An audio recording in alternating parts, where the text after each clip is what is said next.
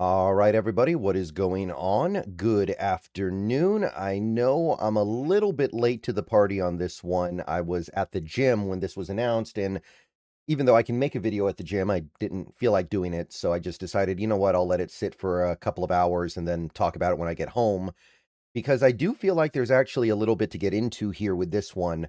So, as of earlier today, I think right before noon, the Jacksonville Jaguars have signed Jake Bobo to an offer sheet.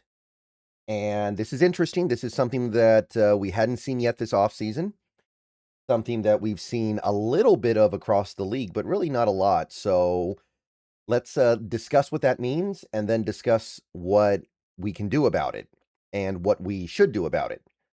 So basically, if you'll remember, the Seahawks didn't re-sign Jake Bobo to a contract.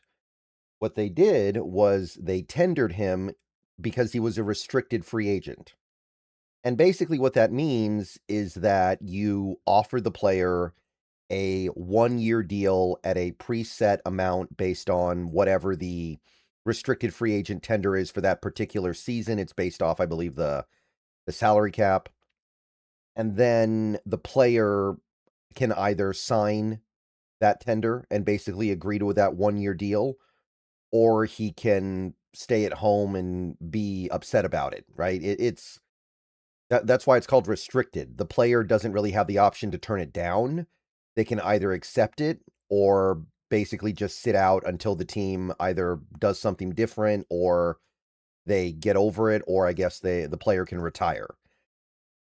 So, one thing that happens with this restricted free agent system is that when a team offers the tender to a player, other teams can come in and top the offer with an offer sheet of their own. And that's what's happened here. According to Field Yates, the Jaguars have signed Jake Bobo to an offer sheet. And what that means is that they are offering him a contract, presumably a 1-year deal. I don't know why it would be more than that, but a 1-year deal that is worth more than the restricted free agent tender that we gave Bobo. And the restricted free agent tender we gave Bobo was this 3.52 million. So we don't know what it is. We don't know how much they offered. Maybe it's 4 million, maybe it's 5 million. Hard to really know. Now, I would assume that it's somewhere around 4 million because I don't think you would have to go crazy above and beyond to get a guy like Jake Bobo. But now what happens? What happens now? Well, the Seahawks get 5 days to decide on whether to match the offer. Basically, if Seattle matches the offer, whatever it may be, 4 million, 4.5 million, 5 million, if they match the offer, then the offer sheet goes away from Jacksonville and he's back to Seattle. And he still has the same decision that he had before, where he can either accept the tender or stay at home and pout. But now he gets a little bit more money because Jacksonville drove the price up a little bit. So that's basically how this works. If we decline to match the offer, then Bobo signs with the Jaguars. And the Seahawks don't get anything because we used the right of first refusal tender, which does not come with any compensation if the player's taken. I don't think you get a comp pick for it either, although that doesn't really matter because we already have the maximum amount of comp picks for next year, so that wouldn't change anything.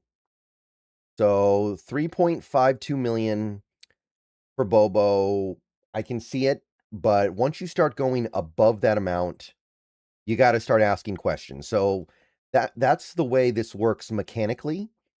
Basically, we get 5 days to decide, do we want to match whatever offer Jacksonville made, or do we want to just let Bobo go?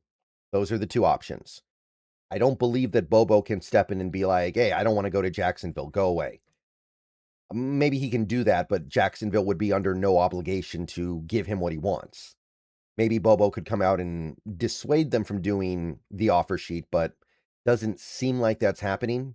You'd figure that would have happened behind the curtain already.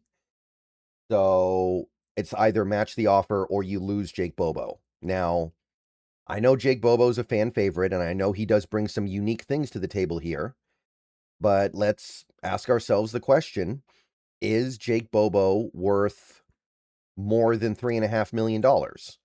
Is he worth $3.5 million, period? Because remember, one thing that I talked about when we tendered Jake Bobo, and one thing that I think a lot of people thought, is that this was a prelude to rescinding the tender later and giving him a cheaper 1-year deal. Like maybe it's 1 year, $2.5 million with some guarantees. And that's the trade-off that Bobo gets. But now you can't do that. Now you have to offer him not just less, you can't offer him less, you have to offer him more because Jacksonville offered him more. So is Bobo worth that, knowing that he's going to turn 28 this offseason and knowing that he's done what he's done so far for you? So let's think about this. Jake Bobo has been in the league for 3 years, and his production as a receiver has gone down significantly in each of the last 2 years, culminating in a season where he had 2 targets all season long. Now, he did make 2 nice catches in the playoffs, had a 3rd and 10 conversion against the Niners, caught a touchdown against the Rams. But this is clearly not a guy who is giving you much of anything as a pass-catching wide receiver. If he's giving you anything, it's as a run blocker. And is a run-blocking wide receiver worth $4 million?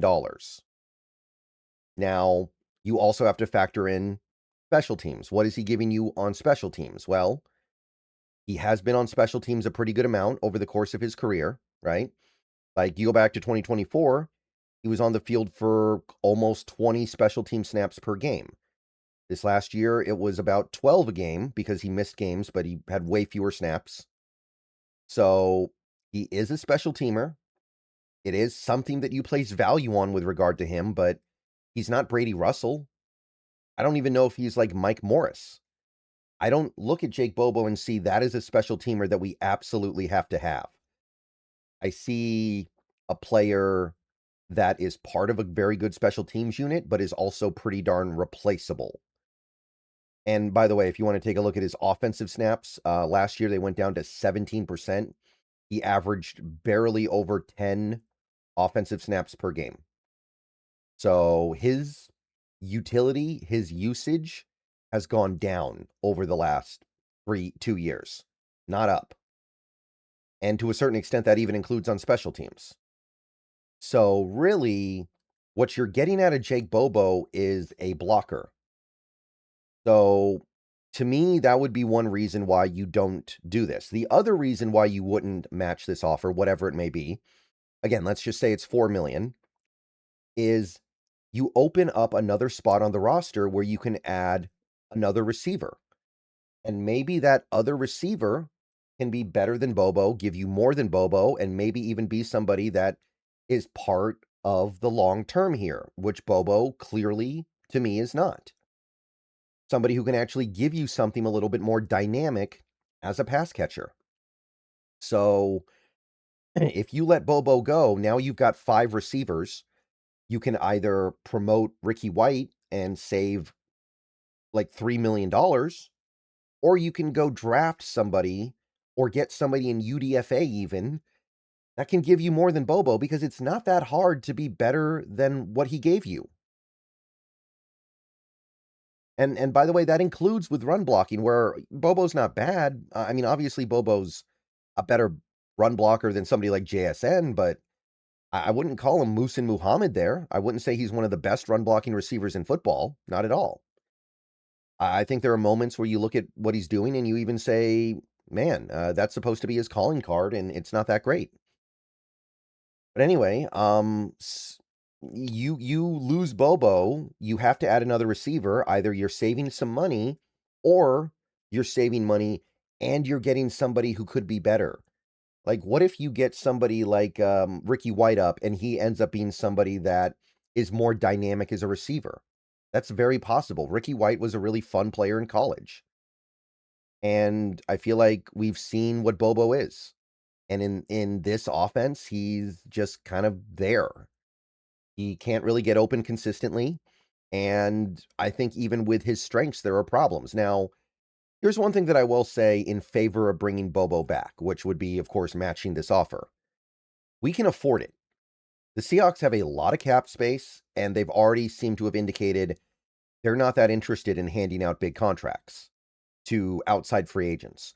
They're going to extend some of their guys, JSN, Witherspoon, probably this offseason. I don't know why they wouldn't. And they're going to have a lot of cap space. They're probably going to sign some guys after the draft, but there's still going to be plenty of money. So you can afford to overpay a guy like a Jake Bobo if you want to. This is not, we're not a team that's pressed up against the cap and every dollar matters. This is a team that can say, you know what? We know Jake Bobo is worth $3 million at best, but we're going to give him 4 because who cares? We can afford it. We have a great salary cap situation. Let's just roll with it. That is one thing that you could say here. If we had a different set of salary cap books, then I think this is a no-brainer. But if you feel like Bobo is important to this team, and I don't necessarily think he is, but maybe the team does, and maybe the team is also looking at it and going, you know what? Jacksonville is a good organization right now. That's a good, smart team. If they think Bobo's worth this, then he probably is. Then it's not the end of the world. Now, I think that's a dangerous mindset to have, especially when it comes to a player like Jake Bobo, who doesn't really do anything or does very little.